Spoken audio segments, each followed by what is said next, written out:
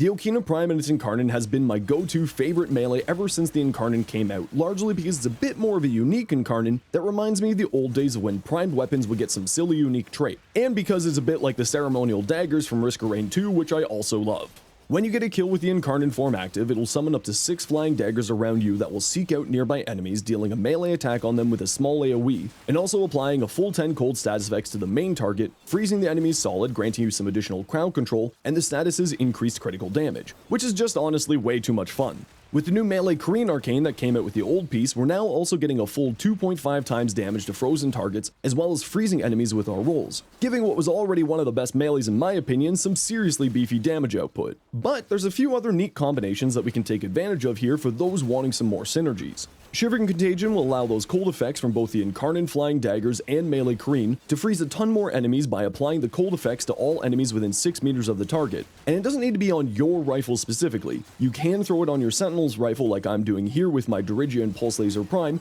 and it'll still activate Shivering Contagion's AoE freeze spreading. The other neat trick is that the full freeze effect that comes from the Okina Incarnon, Melee Careen, or spread by Shivering Contagion will activate Arcane Ice Storm, allowing you to get its full 40% ability strength and duration on any frame that you want. All in all, I love the Okina, and Melee Careen just really gave it some extra flavor that I love. And as always, the Okina builds at the end, sub for more tips, and swing by my stream if you need any help.